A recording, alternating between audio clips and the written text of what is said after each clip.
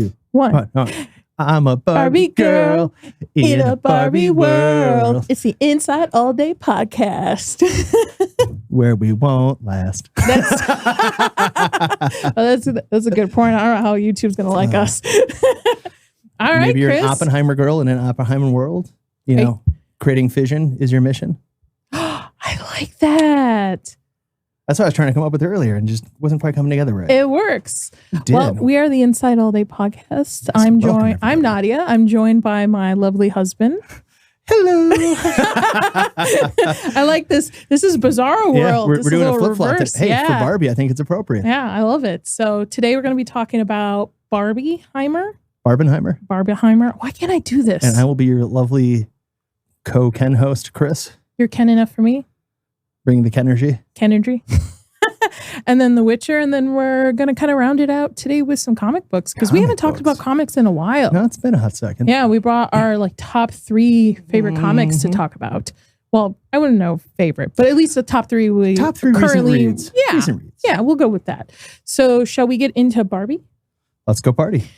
Oh man! All right, so both of us you didn't want to go see this movie. No. I know. I feel I knew like it I'm wasn't for me. pulling you by it was teeth gonna to go be see a these movies lately. disaster. And again, for anyone listening at home, I'd like to point out the last 3 movies I saw were Barbie, Indiana Jones, and The Flash. So pretty much. Oh, you forgot Insidious 5. I did forget Insidious 5. You know, it probably just got blocked out with all the other disastrous films I've seen lately. Insidious wasn't that bad. Insidious was passable. Okay. All right, fair enough. That could be a topic for another day. But if you look at the other 3, that is not a strong run for the old Hollywood there. I don't think it's theaters that are failing. It might be the people making the movies. True. And if we could spend 3 hours talking about it, we would. But we can. We can, but I don't want to spend 3 hours. All right, let's go. I'll get the timer. 3 hours on the clock. Nadia, kick us off. But kick us off with Barbie. There was a lot of opposing thoughts on this. I think what's really interesting is not so much the movie.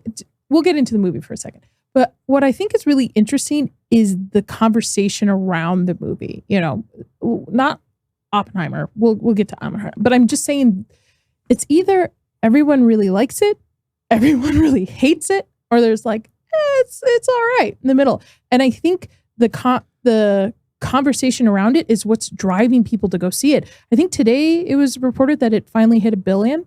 The billion. I mean, we both went into it with not knowing anyone's reviews of it. We wanted to go in. Well, I wanted to see it, and you're my husband, so I have to drag you to go see certain things. And I really liked it. I was surprised that I actually liked it. And you I too was surprised that you liked it. And you hated it. I think you chuckled at a few parts. Yeah, there was a couple of throwaway gags that when you're texting with somebody, you're slacking at work, and you type LOL, but really it was just like an exhale from your nose. Like that was the Barbie movie for you. Yeah. Yeah. At the high points. I mean, it was more low points than high points. It was, if I was to follow the conversation that's around this movie, or one of them, I would say it's because you're a man, but with the battle of the sexes. Did you know people are breaking up over this movie? I mean, it's probably better for everyone involved. I mean, if this is the level your relationship is at, that the Barbie movie is destroying your relationship, then I dare say you may not have had one to begin with. I think you have other problems if a movie is. But back to the movie. I don't want to spoil it for anyone. Spoil it. It's got $1 billion globally. I know. We're there. We're there. I know there's spoilers ahead, everybody. I'm just getting it out of the way. Spoilers. But I thought it was great. I thought the first 30 minutes there in Barbie Land was really cool because they took the aesthetic of Barbie, right? Everything's pink and great. But what I really liked was the small details of when she's making her food, she's pretending to eat, but it's plastic food. When she's showering, it's not actual water coming out, but she's pretending to shower and stuff. The whole visual of Barbie Land is just brought me back to when I was a little girl and playing with Barbies. And I thought it was fantastic. Well, I will say, out of all the negatives I felt about this movie, I will really say that I feel the set design and the costuming was on par. Great. It was great. Yeah. And I Like, liked I won't argue that at all. all the throwbacks of the different clothing lines like they released for Barbie and Ken, and how some of them were kind of highlighted it with it, and the different Kens and the different Barbies. Well, and I like how sometimes when they'd point them out, they'd like do like a freeze frame, like it was the old Barbie commercial. Like Yes. that was kind of entertaining. And I'm a sucker for good ad work. when we went to go see this movie, I thought everything was going to take place in Barbie Land. So Didn't it though? It didn't though. Didn't it? I mean, I didn't realize like the real world was going to be a crucial part of this movie, that Barbie was going to leave the real world. I don't think the director or did the either. Barbie Land. True. I was talking to somebody, they think it might have been two movies initially that they kind of spliced together, like two different scripts that, because it was an initial script, I think with Amy Schumer, and then it got rewritten. So you're saying it was supposed to be Barbie Reloaded and Barbie Revolution? Sure. I know you didn't like this movie. You're just taking shots at it left and right. You liked Ken. I thought No, I didn't. You didn't really like Ken. I thought you did. No. Ryan Gosling as Ken was pretty on. People love Ryan Gosling. really- I don't get it. Really? I mean, I don't get it either, because I Yes, you think do. The Notebook is what. No, Yeah. I'm not a. Who am I wearing on my chest right now? I would be wearing a Ryan Gosling t-shirt if I was into Ryan Gosling. No, I don't get it. My sisters really like The Notebook. That's what a lot of people know him from, in La La Land, which I didn't see either. I know he was young Hercules too, as well. Was he? Yeah. See, nobody remembers that. Did forget that. Yeah. So, but I never really. I think he's a good actor. I don't understand the appeal either, but I thought he played Ken really, really well. I thought he was perfect in it. Random aside, he wants to play Ghost Rider. I think that's a weird pick, but we should go back to Barbie. I just wanted to throw that out there. That is a weird pick, but I kind of like it. At the same time, I can see it. Dude worked out to play Ken. Holy cow. Yeah, I listen, again, there's a lot of things I could say about that movie, but Ryan Gosling did put some work into his workout for that film. That is for sure. That's true. Yeah. Didn't I tell you about that? You're reminiscing a little hard there. He hired what was it? Bagpipes to come. So like was that the set. It's like day one on set. He hired bagpipers, and didn't he like do the speech from Braveheart or something? Yes, to like rah. I was like, yeah. After watching that movie, it's appropriate. And then more recently, he sent a flash mob to Greta Gerwig for her birthday to do the Ken dance and song. Yes, I am Ken. I thought a lot of people, I think, overreacted a little bit to this movie. I get it. There are some quote unquote woke parts. Oh, I can do this on camera. Woke parts. You don't have to say air quotes anymore. You can I don't have to do it. Yeah. Woke parts to it, yes. But Barbie has always been a feminist kind of like, hey, I don't have to be a wife barefoot in the kitchen. I can be an astronaut. I can be a doctor, kind of rah thing. And Barbie's kind of always been like that. So I did not expect going in that there weren't going to be feminist qualities to this movie. Did American, what's her name? America Ferrera. Go on a is it Twitter? Oh, it's not Twitter anymore. Whatever. Thread about all the issues women have ever gone through in the history of being a woman. Sure. Did it get a little overblown? Yeah. But I really thought I thought from start to finish, it was a great storytelling of choosing Barbie chooses the real world at the end because of the whole idea of motherhood and having children, and that being like the ideal thing women, find the most gratitude from. Now, women, if you don't want to have kids, you can't have kids. I get it. But I feel like it was a great journey to the point of like, hey, the best thing in life you can do is actually pass down things to your daughter back and forth. And that's what I really liked about it. Made me cry. It made me remember my own mom. Had me really good memories of me and my sisters always getting Barbies and stuff. So I think people slightly might have overreacted to it. Just a teeny I don't know. bit. I feel like that message is there, but most people, no offense, are really fishing to make that like the main details in the movie when it's really not. And you could almost say this could have been a Quentin Tarantino film by the level of feet in it. That was pretty cool, though. I believe Margot Robbie did the whole practice to get her up on her toes kind of deal. I'm sure it was a lot to practice standing on your toes. Maybe Greta's got a foot fetish. I don't knock people. Whatever, what you're into, whatever, man. Feet. If it doesn't hurt anybody, go for it. Hey, maybe Tarantino was a backer. We don't know. He's like, listen, I want to be an anonymous backer to this movie, but you have to put a ton of Barbie feet in this movie. He was the principal photographer. Hey, you don't know. Hey, don't know.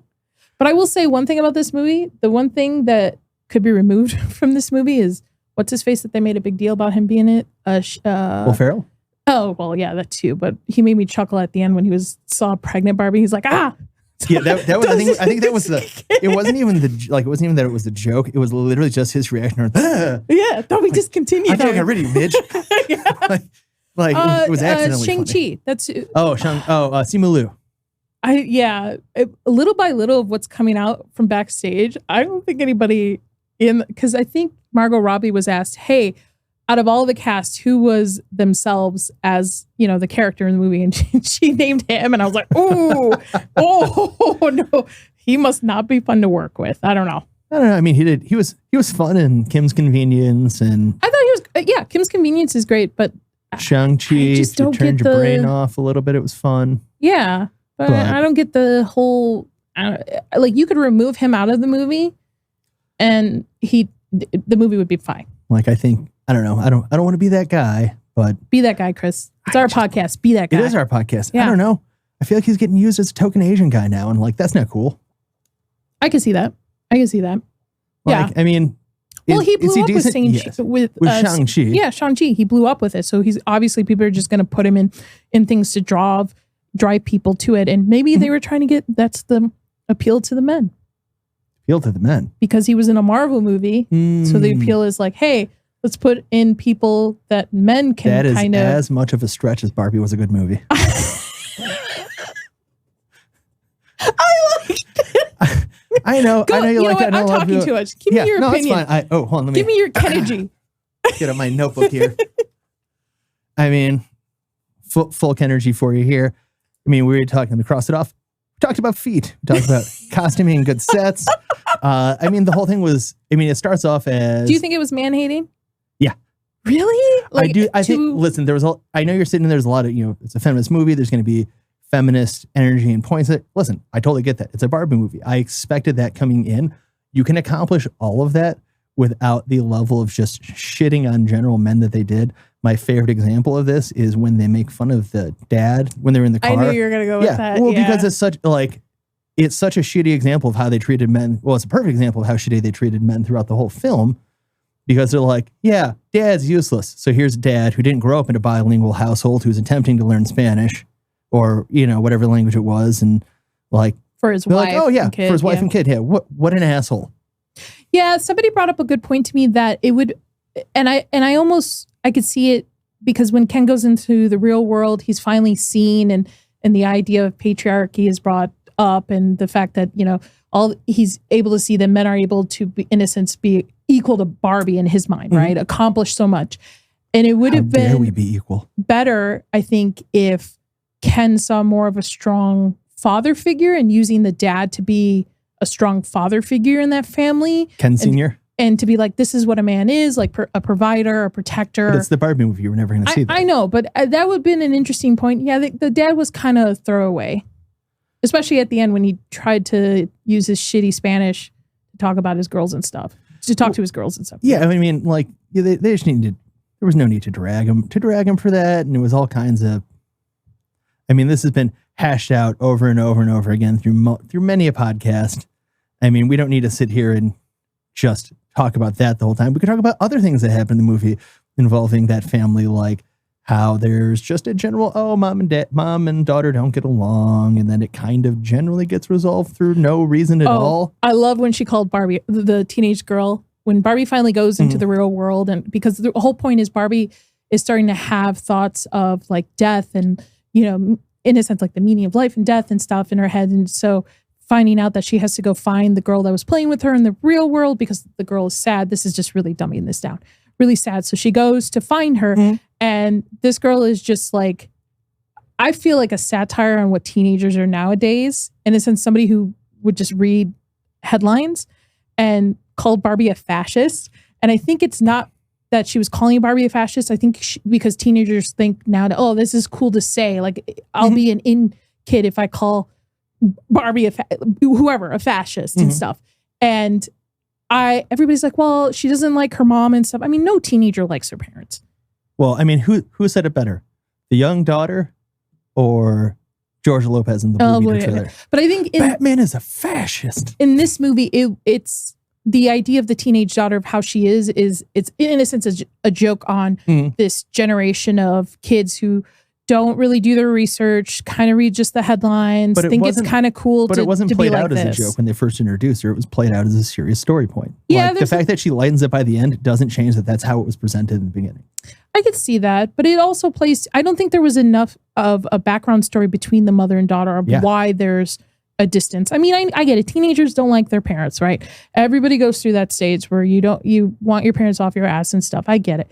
But I don't think there was enough of background there to really care about that relationship. I really didn't care so much about that relationship, the whole storyline, but I knew where it was going. Like, okay, Barbie's going to help them, get along better, and mom and daughter are going to come back together. But yeah, well, it was really great to see America Ferrera reprise her role from Superstore, I guess. I mean, Superstore. Yeah, she's kind of playing a mom nowadays. She's exactly playing almost the exact same character from I mean, not really the exact same, but close enough. Yeah. I mean, Superstore was good. Yeah, that's true. But she goes on multiple tirades. Yeah. About all the difficulties that people go through. There was like 2 or 3 things she points out in her multiple tirades that are just women specific, and everything else she said where they're trying to insinuate that only women go through these things. I'm like, I've experienced this. I've felt this way. Yes, I agree. But at the same time, it's a Barbie movie, and look who it was marketed towards. No, I understand, but it's different when you're saying that and then at the same time using that as an edge against, in this instance, the Kens, the opposite sex. Yes, I can agree with you. But again, look what it was marketed to and who is it for. I mean, I understand, but if it was intelligently written, you don't need to attack people to make a point. It's hitting $1 billion. I mean, it's... lots of stupid people have lots of money. It's true. It's true. This movie was as conflicted as Greta Gerwig herself. I think it made no points and was meandering pretty much the whole time. Do you think it would be as big as it is if it didn't open up the same weekend as Oppenheimer? No, I think that had a lot to do with it. I mean, would it have been successful regardless? Yes. I mean, the marketing around it was... You can't deny it. The marketing around Barbie was fantastic. I wish the D&D movie would have gotten that marketing. Oh, this is how you sleep on it. Thank you. I did that for you. The most positive father storytelling movie. Yeah. But I mean, do you I don't think it would be, I think it would be as big because it's bringing back the idea of like rom-coms and type of movies that are marketed towards women. I don't call this a rom-com. This is not a rom-com. Okay. Because I was getting ready, you just see me. I mean, one of the best things I liked about it was that Barbie and Ken didn't have a romantic relationship, an intimate relationship. Because if you're a 7-year-old playing with Barbie and Ken, yes, are they boyfriend and girlfriend? You understand maybe the concept, but you don't understand the sexual intimacy between men and women. I'm sure you took $2 and just went, oh, kiss. Yeah, that's it. That's it. I wish there were. I think my dad still has like buckets of our Barbies. Buckets of Barbie? Buckets of Barbies. I mean, I have a lot of sisters. Tons of Barbies. Fair. Actually, funny story is I was allowed one Ken as a kid and grew up in a Middle Eastern Catholic household. And I remember that my Ken got taken away because my mom called me for dinner and I laid Ken down on Barbie just to put him down. And my dad was in the room and my dad freaked out because he thought it was something else was going on. And my Ken was taken away. Ken and Barbie tantric playset? I guess, yeah. But this opens up Mattel to do, they want to, in a sense, do their own multi-universe. I don't know if they're doing a multi-universe, but their Hot Wheels movie. How? I don't know. Is it going to just be a copy of Cars? I mean, this is going to be Battleship of Cars. Like, Battleship is a terrible so your dad movie. will be at least my dad watching. Will love this. Hey, Dad. Yeah. What are you watching today? Is it Sky Captain in the World Tomorrow or is it Battleship? Because I know you love both those movies. Shots fired. Shots fired. Every time we would walk in, it's one of those two. And I love it because he'll see this and he can't say anything back. And Polly Pocket, which Lena Dunham is going to be is writing it, being a part of it. I don't know how you're going to do that, but you could sell me on Mighty Max. I never played with Mighty Max. Well, I'm sure you didn't. It was the boy version, but instead of having like little micro playhouses, like little Polly Pocket Barbie style micro playhouses, you had like little castle dungeons with moats. That's so cool. Oh yeah, they were like little D&D, almost like adventure sets. I And I loved I got stuck with watching the Polly Mighty Pocket Max over that cartoon shit. when I was a kid. When I was getting ready for like school, eating my cereal in the morning, Mm-hmm. I would watch Mighty Max, and I remember that cartoon. I still think to this day, being the first time I saw it and being probably single digits when I saw it, I loved how it actually ended, because they go through like, you know, like any little kid's show where it's an adventure. Now I'm taking this way off topic. I know you are, but I'm loving it. I'm But you're in listening. it. I'm in it. I'm into it. So, you know, he would go on adventures with his friends, and of course there's like the big bad evil guy. And at the end, big bad evil guy kind of starts to win, and then Mighty Max ends up getting forced to like a time vortex or something. And it actually, instead of just like ending the show, like because it got ended, when he got kicked through the time vortex, it literally kicked him back to the first episode. So when the show ends, it literally just starts all over again. That's brilliant. Yeah, I look back and I still love that. I mean, for little kids, that was more effort than was necessary. Yeah. Wow. That's a great way to end. Wow. That's a good use of time traveling. Right. I like it. So there's a potential for a Mighty Max, but And Christmas Balloon too, which yes, I don't know. Mattel has a lot of properties that I've never heard of before for little toys. One of them is called the Christmas Balloon. I have no idea what. I assume it's about a balloon on Christmas. I'm just making assumptions listen, here. That's as much as I know. Anybody, I'm sure there's an expert out there who's got like 20 YouTube videos breaking down Christmas Balloon. When you're liking, commenting, and subscribing to our channel, let us know what you think, if you know anything about the Christmas Balloon or how excited you are to see that film. There's Hot Wheels and there's another car that they own, toy, right? Yeah, I can't think of what it's called, but it's like, I remember now I could see it. They're the one, it's like orange and white and yellow, I think is the Max Drive or something. It's the color scheme, but it's like, how are you going to do it for Hot Wheels, let alone both of them? It's like, it's an odd. I assume Polly Pocket's going to be similar to Barbie, where it's like in the real world, but then in Polly Pocket land. Mm-hmm. But Polly Pocket has like different types of, man, I had a ton of those as a kid, and I would always lose Polly. Always freaking lose her. All the time. Choking and I always hazard. had to buy a new one. Yeah. Oh yeah, that's a good point. I'm surprised that, they made them. But I guess, do you have other points about Barbie? Oh no, I was just looking at my notes. Continue. Oh, you know what? No, we're still what talking did you about think of different. Alan? What I think of Alan. Michael Cera playing what's really Michael funny Cera. is I've kind of gotten over Michael Cera, but Michael Cera. In general, I'm kind of over him, but he was relatively one of the better parts of the film. However, it's one of those things where one of the other reviews that I had watched after we had watched it, because I'm like, people are enjoying this. I clearly didn't.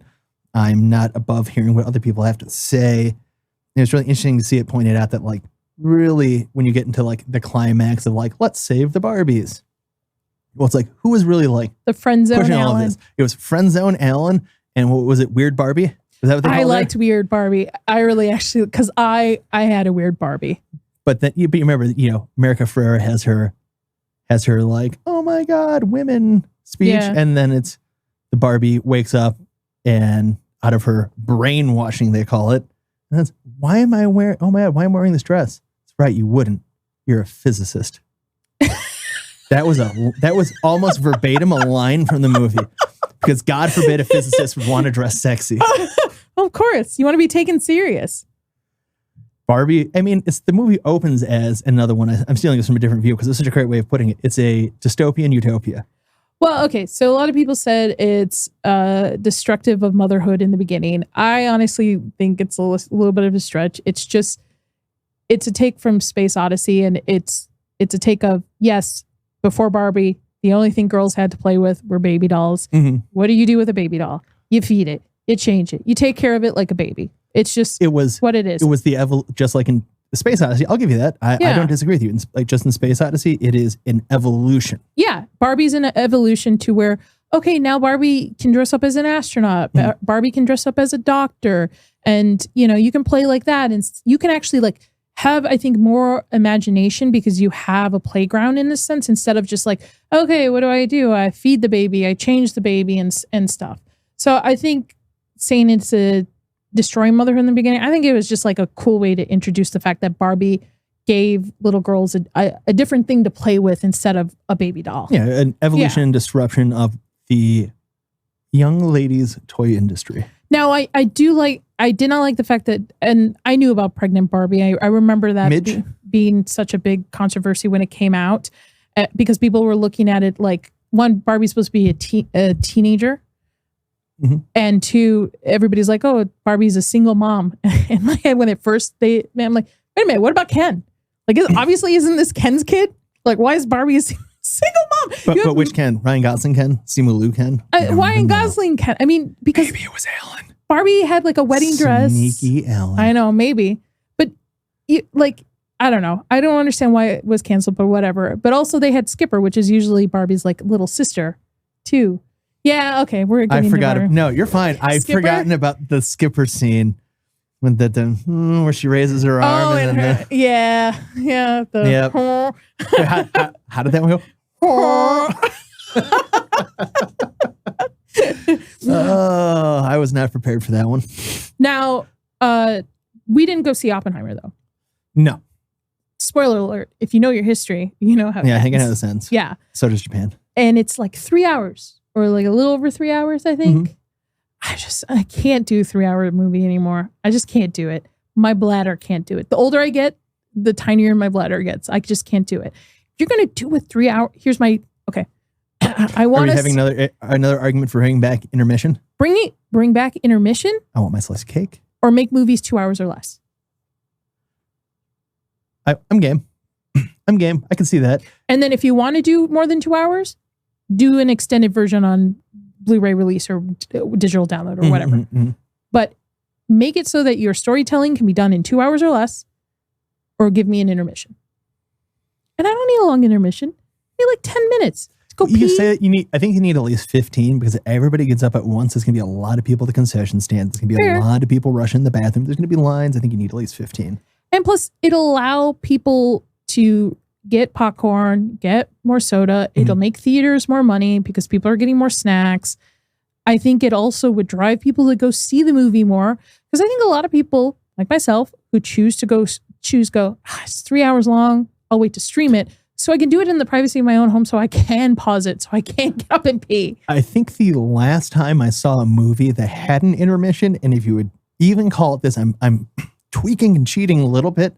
Maybe that time you didn't get to go see the opening for Deadpool 2. And so I had to take my dad. Right. And so it was Deadpool 1 and 2 back to back. And they gave you a break in between. But they only gave you but they gave you like a double feature with a break. I'm talking about if it's an actual movie. Thereof. Actual movie for 3 hours. But it's a continuation of like 4 hour, a 3 to 4 hour story. You get like a 15-minute break in between. I just say 3 hours more. I need an intermission, bro. Just give me an intermission. But that's the reason we haven't seen it in theaters. I want to wait till I can stream it at home. First of all, I know it's going to be a real tough topic to digest too as well. And I want to be able to enjoy it, take it in, and pause to pee. Or get a drink. That's all. Fair enough. I can appreciate that. Yeah. I mean, I want to go see Dune in theaters. I'm hoping they bring Dune Part 1 back into theaters, and I'll suffer through that. Was it IMAX, DFX? Like, not suffer because it's a bad movie, suffer through the length of it. But yeah, just bring me back my intermission, man. Or 2 hours or less. Like, we watched The Meg last night. It was 2 hours or less. Was it a dumb shark movie? Yes. But hey, it went by fast. It was entertaining. We were done. Give me my time back. You didn't like it? That movie was dog shit. And I know we have a friend who is a big fan of the books that The Meg is based on. And I know she says that the books are nothing like the movie. Holy shit, they'd have to not be. I don't know how you could, if it was anything like that, I don't know how you could even read it. I would assume everything is double spaced, size 18 font, and it's probably about 150 pages. I think it's like a couple books too. Anyway, that's my long-winded reason why we haven't seen Oppenheimer in theaters. Sure. It looks great. Nolan films are always great. For the most part. Nolan films, yeah, they're generally entertaining. One more thing. Hit me. With Nolan films, I need subtitles because the music and the sound is just wah, just so loud over dialogue. Wah. Yeah, so I need subtitles. I wish I could subtitle it in theaters. I think actually a lot of people would appreciate subtitles in theaters. You just need to get, they used to have Google Glass. What's the new one that came out? The giant Apple goggles or whatever. So to actively put subtitles in there so I can read it. That'd be kind of cool. Yeah. I mean, not the goggles themselves, but the concept. Yeah. Just give me subtitles. But yeah, I do want to see it. Just want to see it in the comfort of my own home. Yeah, I mean, again, we kind of, if you know your history, you kind of know how this one goes. You know the general story beats. You know how it ends. I didn't feel any real need to see this in the theater. I mean, I know some people, I believe, you to see Mr. Murphy's backside. Murphy. Yeah, Cillian Murphy. Oh yeah. And Florence Pugh's boobs, which I heard weren't really that impressive, but I'm not here to comment on that until you see it. I'm not here to comment on that. I hear you might even get full boob, or you might get side boob or something. I don't know. I would. I heard. I haven't seen it. I heard one person describe it as Florence pubes. Well, in Dubai and China, I believe they put like a black dress on her. Faked a dress on her. Yeah, during the movie. Did you see how Japan's reacting to all the Barbenheimer? No, it's great. Memes? They're reacting with 9/11 memes like we weren't making them first. Yeah, I know. Get on our level, Japan. Yes. All the hate mail from Japan. Just in our inbox right now. Japan's not going to say anything about anything that America hasn't said to itself 6 inches from the mirror. Yeah, that's true. But yeah, so I guess we'll go into our next topic. What would be our next topic? The Witcher. No. Toss a coin to your Witcher. I'd really rather not. We don't have to talk about it long, because then we can get into comics. Because I know you like comics. I do like comics. But I do want to touch base on I do like The Witcher, just not the series. Do you like The Witcher or do you like Henry Cavill? Both. Fair enough. I thought season 1 was okay. We both enjoyed it. See, I thought season 1 was passable. I enjoyed some of the action scenes, especially very early on with like when you get to like the big Renfrey fight and stuff. Like that was probably the highlight, the climax of season 1 to me. And I've never read the books. Mm-hmm. You've played the games, but never read the books either. Correct.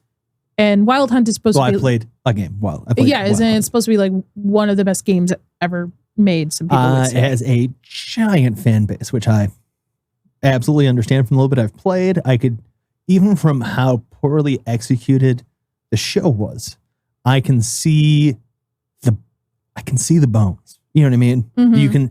You can see where, like, what it was supposed to be, where it was supposed to go, with even if you just have a little bit of background information.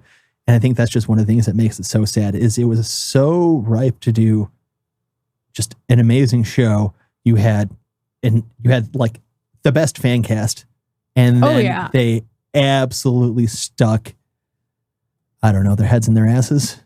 Well, season 1 was okay. Like I said, we both enjoyed it. Season 2, we started to see the problems in it. And season 3, oof. Like if we didn't have to talk about it, well, no, that's not true. I would watch it because of Henry Cavill. But I'll tell you right now, if they do end up with a season 4, and that's a big if because of everything going on, I'm not back. I'm out. I'll be there. I'll be there to scoff at it. But I will tell you right now, with the strikes going on, you heard me. I like yelled it when they were lucky they got a cop out. They get this lucky ass cop out. Oh, I guess we're going to have to indefinitely put season 4 on hold. And I guess you'll never be able to see our dog shit. I mean, excellent season of The Witcher. I just think that they're going to get off. They're going to get off on a technicality on this one. That's going to allow them to continue to pretend that they were actually putting together a show. And I just don't understand why these people are getting invested in properties they don't like. Make your own shit. Yeah. It's like, stop race swapping, stop over editing to make it fit any narrative. I don't care whose it is. Like, just tell the these are story. written characters. These have stories. If you don't like that story, it's really this easy. Make your own story. Like, just do it. Like, there's plenty of bones out there. You know, there's the hero's journey. It's not hard to do. It's not gender specific. It's not race specific. Just do it. Yeah. No, I agree with you. I mean, that's why, and a good example to bring up would be the Harry Potter movies. J.K. Rowling had a hand in all of those because she didn't want anybody to, change the story or stuff. Yes, there's a lot of things missing out of the movies that were in the books. But if you watch the movies, you're watching, there's no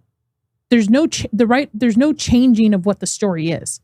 It is exactly what the A to Z, what the books are, versus, from my understanding, and again, I haven't read the books yet, they have completely went off the table with the Witcher series. And they changed it now to some kind of like girl boss series, especially in this last season with Yennefer, and is it Ciri? I always get it wrong. Cersei series. No, Ciri. I know, Cersei from Game of Thrones. They are now the main focus of, they've been main focus from season 2 to 3. And I'm like, how do you use, and I call them side characters. And I remember when I said this on Twitter, I was like, death threat. I got death threats because I'm like, how do you take it's called The Witcher. It's not called the mage. Well, I mean, she becomes a Witcher, and I get like that's kind of what the poor argument people were trying to make. But yeah, you're right. It's The Witcher. Like, I thought, from my understanding, they don't come in until everything is central to him. Yeah, they don't come in until way down in the book series, from my understanding, the two of them.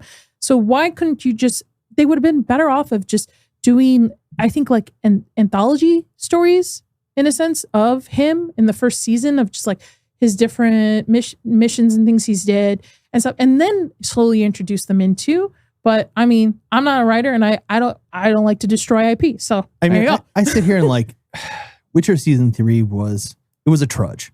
The whole thing was a trudge, and it's because there was very little redeeming factors to it. And you know me, I'm pretty sick of all these podcasters just hate watching things, and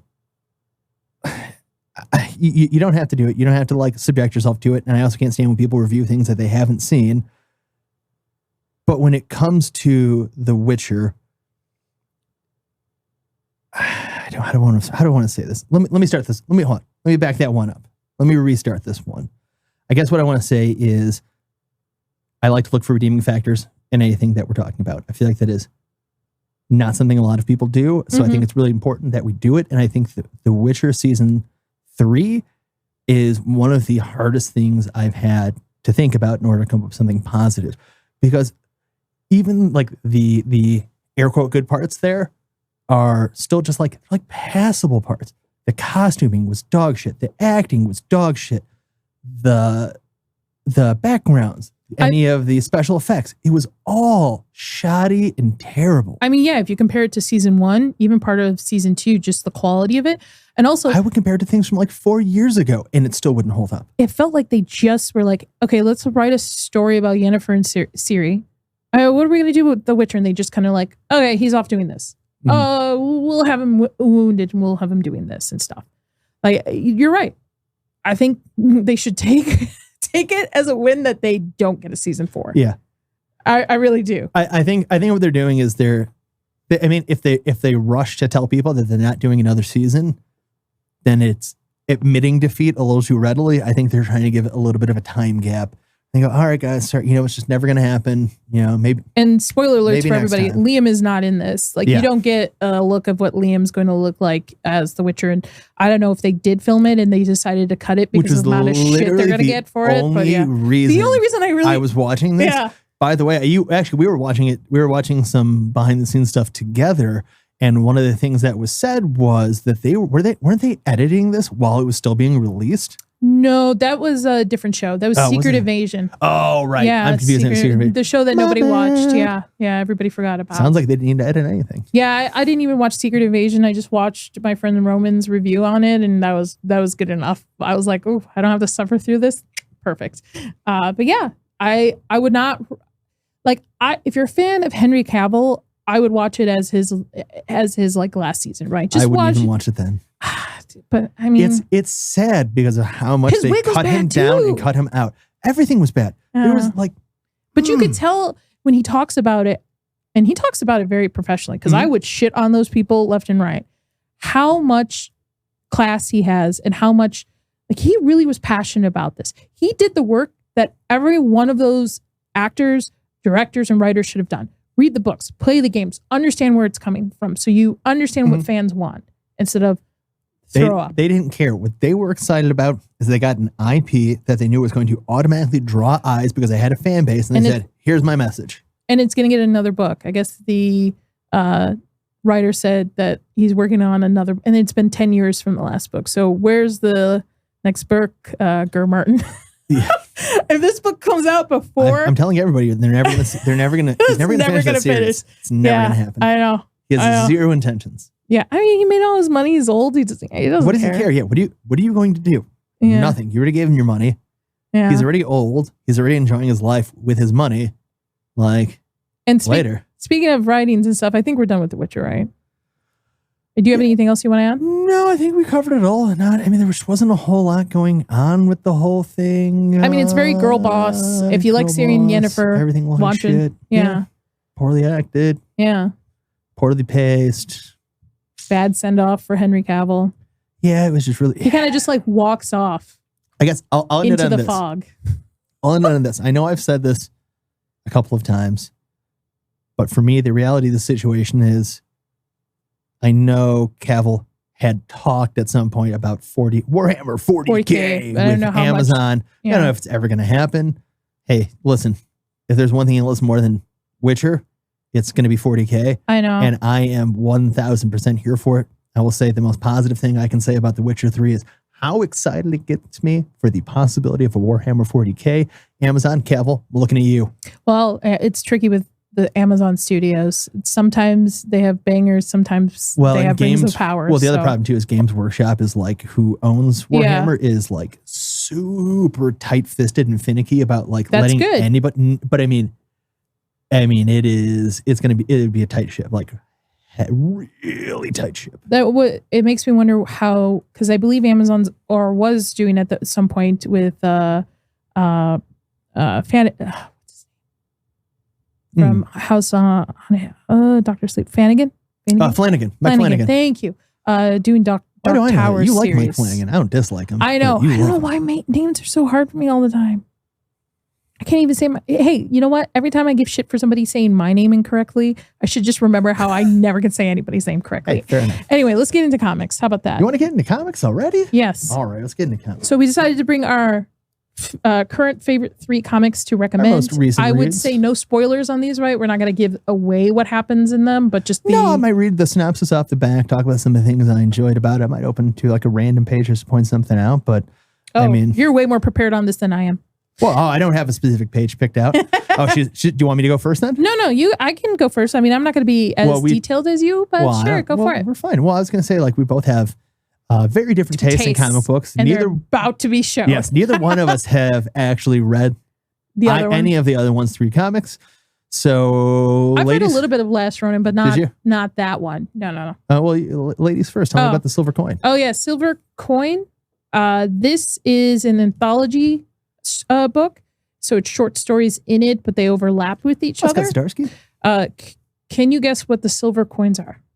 I'm going to guess. I see an upside down cross. I'm going to guess Judas. Yes, you're correct. So it's the passing of the coins. Every single time someone finds it, obviously something bad happens to it. Again, I don't want to give spoilers because it's really well done. It's a horror, definitely a horror story. So if you like horror, a little bit of gore, I wouldn't say that much. It's not as bad as Crossed can be, but I mean, there's a lot of levels to get to before you get into Crossed. But I do recommend it. Again, it's going to be short stories in here that overlap with each other, with the theme being that each time a character gets the silver coins or the bag of coins, as you say, Judas's coins, bad things happen. So I do recommend it.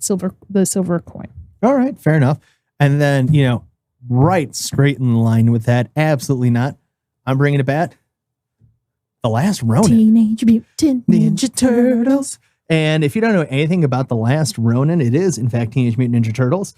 You don't know who that is. You notice that the mask is black, and that's because it's supposed to start off as a mystery. It's a future New York City. Don't tell them who it is. Oh, I'm not going to. Okay. Urban battlefield, New York has kind of been taken over by the Foot in general. It's kind of like they've taken over New York City. They are the law.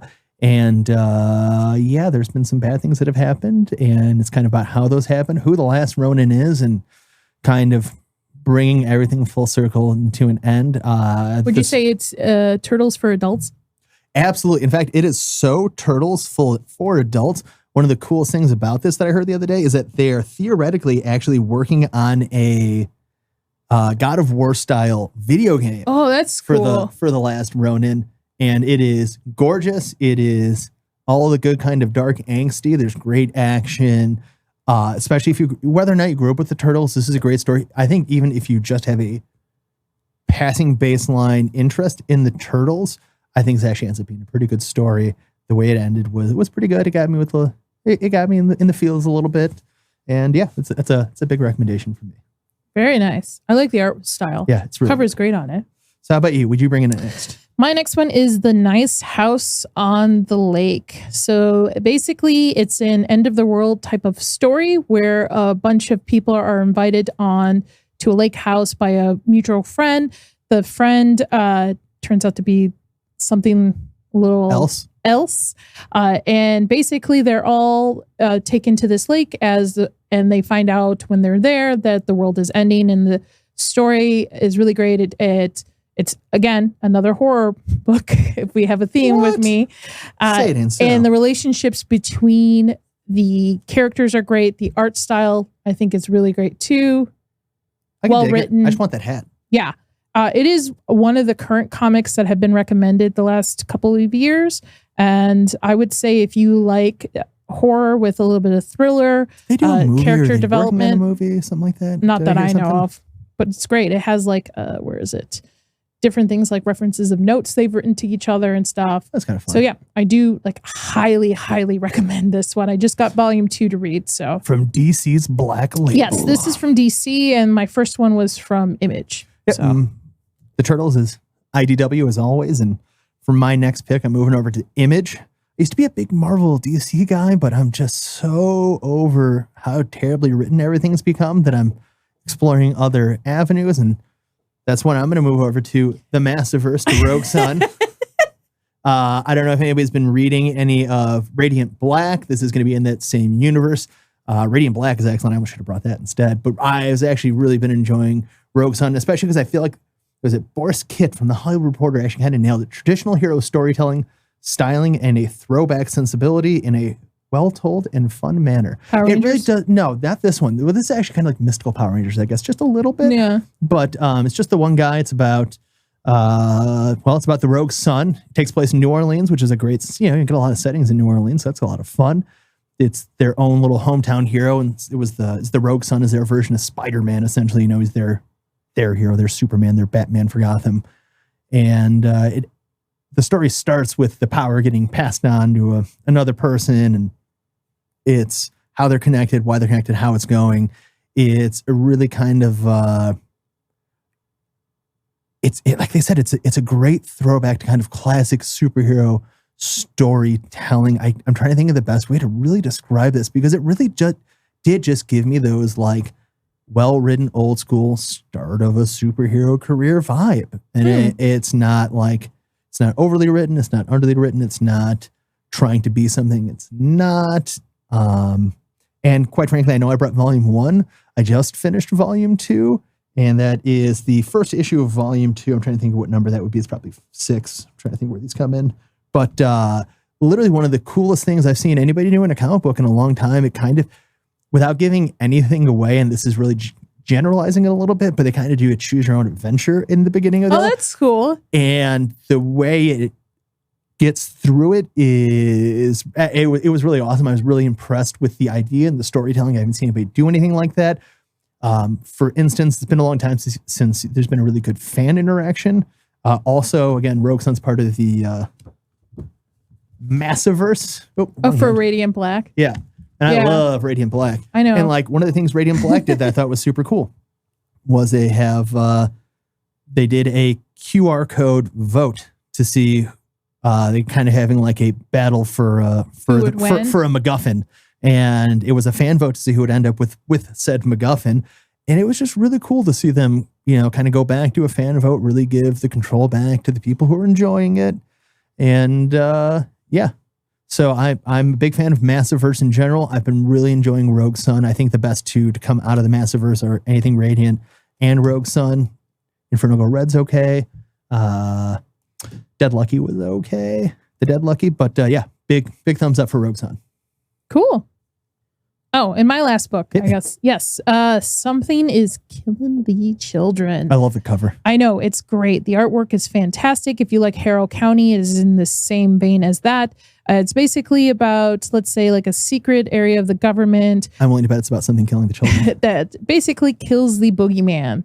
They go after the monster under your kid's bed and stuff. And there's a storyline, which obviously takes one of them into a small town, and there's a lot of stuff happening in that small town. So highly recommend. I actually really enjoy it. Again, if you like Harrow County, you'll enjoy it, and the artwork is in the same vein. It's really cool. Well, and one of the things that's really cool about your hardcover there, I don't know if it'll be. Can I see your book for a second? Yes. I want to see if I can get the. I'm looking at the camera. Can I get the angle? You can kind of see it along the. There's like the edges. It kind of matches her mask. It's like her mask. Actually, it's embossed to match, and I just think that's so cool. Yeah. So that's the last book I have. That's the last book you have brought, and you brought your last one, which is a banger. Which I've been talking about this one a lot because this one got like surprised you, right? Yeah, it did. Yeah. It got randomly shown to me, and I was like, well, I mean, listen, if the cover's not going to sell you, it's called Do a Powerbomb. It's also Image. This is a great little one shot. I'm just going to give everyone here the quick background on the back here.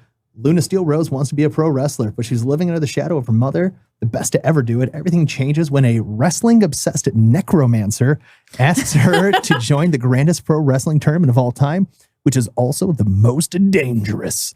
It's the Wrestler Meets Dragon Ball Z in a tale where competitors get more than they ever bargained for. When you told me about this summer, when you told me Powerbomb. When you told me about it, I was like, oh, it's just a wrestling con. But you're like, no, there's a necromancer in here. And I'm like, what? How do you get wrestling and necromancer in the same vein? Like, which is great. I love the art. The art's great. The art is absolutely fantastic.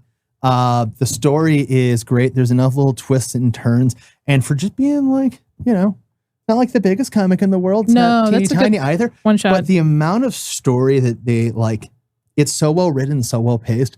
I feel like they cover a lot of good ground. There's no wasted space.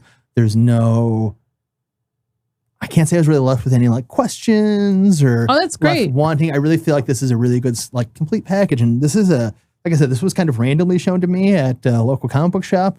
I really appreciate them pointing it out because I enjoyed the heck out of it. I was really surprised you did too. Yeah, I was. I mean, as soon as I finished reading it, I didn't expect to enjoy it as much as I did. I was recommending it to a bunch of our friends. So if you're out there, you're looking for something to read, something, you know, just a little bit different. If you like wrestling and you're a necromancer. Yeah, all I can say is, you know. Or you play a necromancer in Diablo. There you go. Right. All I can say is do a powerbomb. Yeah. So I think that's everything we wanted to talk about. Well, no, I have one last question for you. Oh. Actually, I probably have two. Okay. If I'm being truly honest. You and I are really on different sides of comics here. Neither one of us has read the other's comics out of the three. Oh, easily. Wrestling and necromancer. Really? Okay, wrestling necromancer. Yeah. All right. I would have actually guessed Last Ronin, so I'm a little surprised. I mean, I feel like The Last Ronin is something I would pick up for myself to read, where I probably would have looked. I was like, oh, wrestling. I'm not really big into wrestling, so. Well, neither am I, but that's what made it so great. But the twist of the necromancer and the dark, that was kind of looping me in. Well, one of the fun things about Do a Powerbomb too, I know I'm going to whip it right back over there for a second, was that like if you actually, a lot of the times I'll just kind of blow past the foreword in a comic, like in a graphic. But I read this one and it was really interesting because the guy got the concept because he had just had his first kid. They were figuring out the sleep cycle. And so he had, you know, at this point he's talking about in the foreword, you know, he's watched everything from cooking shows to the History Channel to sports. He was looking for something new. I believe one of his friends recommended Japanese pro wrestling. He was like absolutely like, why would I want to watch that? Yeah. And then he absolutely fell in love with it. And the birth of the child and taking care and the is the reason for this book. And that's exactly where like this whole thing ties in. So especially if you do read this too, I do really recommend, strangely, reading the foreword because I think it adds a lot to the value of the book. Cool. What about mine? I know. You know exactly what I'm going for. What am I going for? Something's Killing the Children? Nailed it. Got it. Really? One. Oh. Yeah, I can see that. It's a little bit more action-packed than the other ones. These are definitely more character depth books and horror. Well, I'm not horror-y and I'm not like... You're not horror-y? Horror-y. I love it. Clip it. What was your second question? You know, when it comes to comics and it comes to, you know, things like The Witcher and doing IPs properly, I mean, do you think that it should be HBO that brings back the Dresden Files series? That's right. I skipped it last episode. We're bringing it back. Dresden Files, ladies and gentlemen. Yes, I would. And it's not HBO anymore. It's Max. Oh, no. It'll always be HBO. Yes. If I had to pick one studio to do it... Yeah, I would pick maybe Warner Brothers, Max. Yeah. Well, fantasy kind of, yeah. You need somebody who could, you know, because Dresden gets it can get dark. can get a little sexy. That's what I'm saying. Like, I think it's got to be. I think it's got to be Max. Yeah, I'm yeah. not going to call it Max. It's going to be HBO. I doubt they'll ever pick it up, but yeah. I don't think Butcher really wants it out there until, you know what? It might happen if he finishes the last 3 books. Where am I at? Am I in this camera? Yeah, I'm in this camera. Jim, Mr. Butcher, if I may. If you ever want this, for the love of God, please find somebody good to give your IP to. Let them do a movie or turn each book into like a season. For the love of God. Each book in a season would be better. Yeah. Yeah, 100%. Yeah. So, respectfully, chop. How about chop on the last 3 books first? Well, we still got a little more than the last 3 books. We got a couple more left, but yeah. I thought there's only 3 left. I think he's doing. We can look this up. I think it was 23 books. But yeah, now we're just arguing semantics. When really we're just revving up this show. Are there any final thoughts you have for us here today? I would recommend you go see Barbie, folks, to make your own opinion. If you really want to understand it, I recommend you go see it. Have your own opinion about it. You know what? I 100% agree. I think that's at least with that portion of it. If you're going to have an opinion on it, you have to go see it. There's nothing weaker than reviewing a movie you haven't seen. You're just already, you've lost me. Okay. So go see it. If you have any interest, my recommendation, save your money for Mission Impossible. Or I haven't seen Spider-Verse yet. Or Spider-Verse. I haven't seen Spider-Verse yet. Teenage Mutant Ninja Turtles. Get your own aesthetic. Yeah. Stop ripping off Spider-Verse. Yeah. Now we're rambling. Take us out, Chris. Anyways, I guess thanks for being inside all day with us. Catch you guys next time. Yeah. We're going to go be in a Barbie world, I guess. Have a great one, folks.